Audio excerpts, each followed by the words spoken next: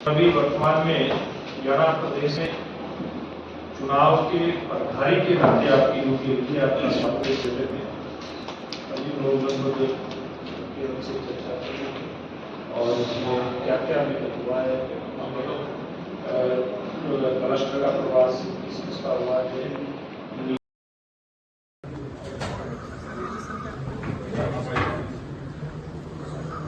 भारत माता की जय।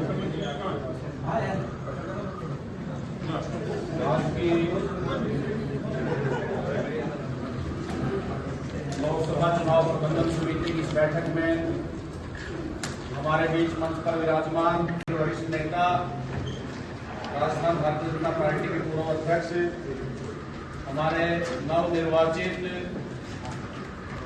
नवनियुक्त प्रदेश चुनाव प्रभारी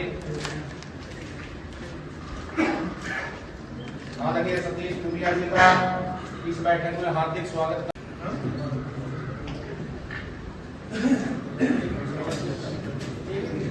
माननीय मुख्यमंत्री जी,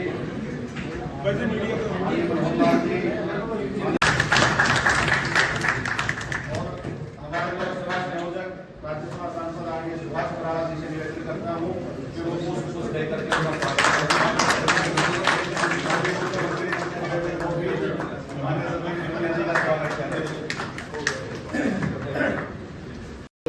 चलिए किस तरह के डिसीजन और कितने दायित्व लोगों को दिए हैं जो कार्यकर्ता है।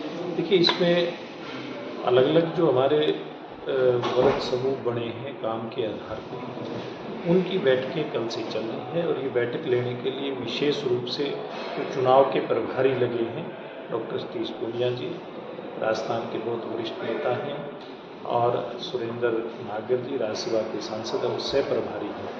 तो कल से बैठकों का दौर चल रहा है, चाहे वो प्रबंधन समिति की जो हमारी टीम है उसके प्रमुख नेता कार्यकर्ताओं से मिलने की बात हो, प्रबंधन के विषयों के ऊपर बात करने की बात हो, या फिर लोकसभा के प्रभारी क्लस्टर के प्रभारी लोकसभा के संयोजकों से मिलने की बात हो, या फिर जो मोर्चे हैं 6 मोर्चे हैं पार्टी के, युवा मोर्चा है, महिला मोर्चा है, किसान मोर्चा है, बैकवर्ड मोर्चा है, एससी मोर्चा है, अल्पसंख्यक मोर्चा है, ऐसे सब मोर्चों के प्रदेश अध्यक्ष उनके महामंत्री प्रभारियों से बातचीत हुई है और आगामी दिनों के इसमें कुछ कार्यक्रम भी तय हुए हैं। जैसे भी कुछ विधानसभा क्षेत्रों में पार्टी की रैलियां तय हुई हैं, लगभग 20-22 विधानसभा क्षेत्रों की रैलियां तय होकर के उसमें मुख्यमंत्री जी जाएंगे, पूर्व मुख्यमंत्री जी जाएंगे, पार्टी के सीनियर नेता जाएंगे। इसी प्रकार से 6 अप्रैल को भारतीय जनता पार्टी का स्थापना दिवस है, उसकी तैयारी के लिए भी कार्यकर्ताओं की जिम्मेवारी लगाई है और उस दिन पार्टी के प्रत्येक कार्यकर्ता के घर के ऊपर भारतीय जनता पार्टी का झंडा लगेगा। इस बात को सुनिश्चित किया गया है।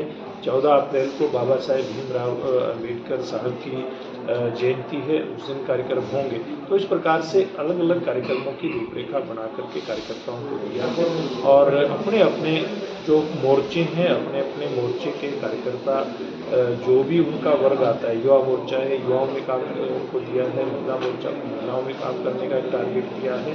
हर मोर्चे को अपने अपने संबंधित वर्ग के अंदर काम करने का एक टारगेट आज की बैठक में दिया गया है।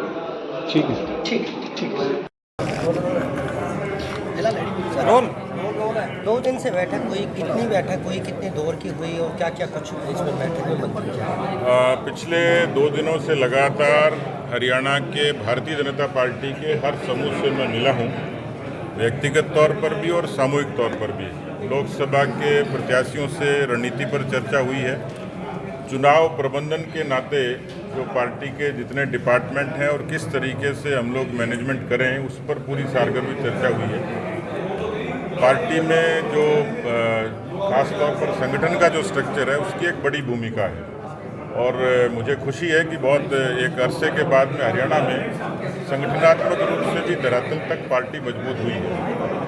मैं उसी लिहाज से जो हमारे मोर्चे हैं पार्टी के, उनकी भी अपनी एक अहमियत है और उन मोर्चों को पार्टी का एक तरीके का हरावल दस्ता माना जाता है, उसकी एक सारगर्भित बैठक हुई है।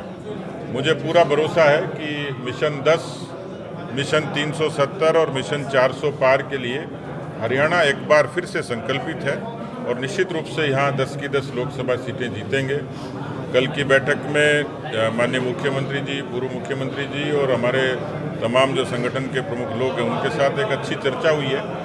तो मैं, क्योंकि राजस्थान में 2 चरण के चुनाव 26 अप्रैल को खत्म हो जाएंगे, तो जितना योग्य समय होगा अधिकांश समय हरियाणा के इस कैंपेन में लगाएंगे। देश और प्रदेश के बाकी नेता भी पूरी शिद्दत से जुटेंगे। मैं इतना ही कह सकता हूं कि जो 2 दिन का मेरा फीडबैक है, मैं उस पर संतोष व्यक्त कर सकता हूं कि एक अच्छी रणनीति से हम लोग काम करेंगे।